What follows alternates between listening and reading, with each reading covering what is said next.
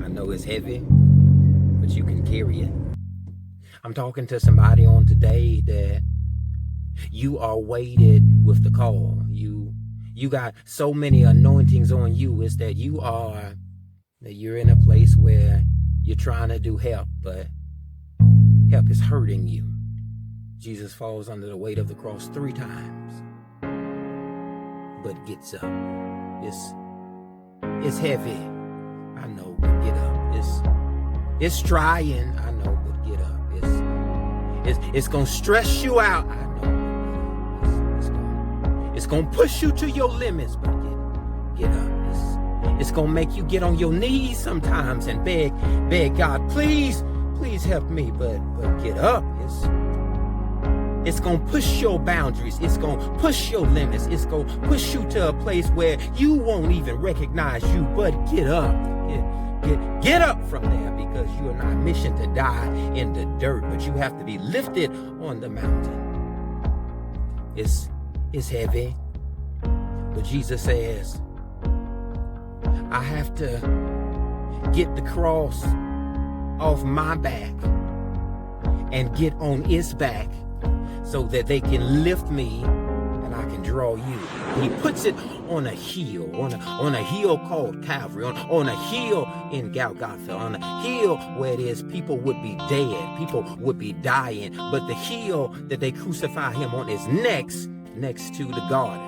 Oh my God. John 19 says it's close to the garden. The garden, I'm not sure what the name of the garden is. I don't know where location the garden is, but I know it is a garden. And he has to be next to the garden because God put Adam in the garden. He has to be next to the garden because this is where the serpent found Adam struggling in the garden. He has to be in the garden because this is where it all started. It started in the garden.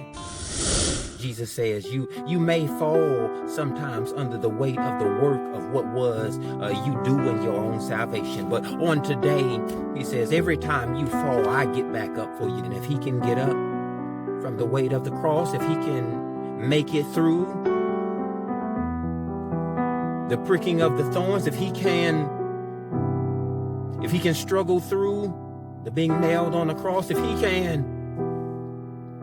can turn away the alcohol after he fulfills prophecy by saying, I thirst, if he can forgive people who mocked him, he could let people off the hook who stole for him, if he could suppress his feelings of quitting, of walking away from God, of saying, I'm not doing this, but saying, Father, your will. Jesus says, everything that you fall short of, I am completing in this season. Is that where it is people will count you out, he says, I'm giving you the strength to carry on. Where it is that they would dispute your name, they would talk bad about your character, they would try and diminish what it is, your destiny and desire that is over your life. He says, I am fulfilling what it is you would fall short.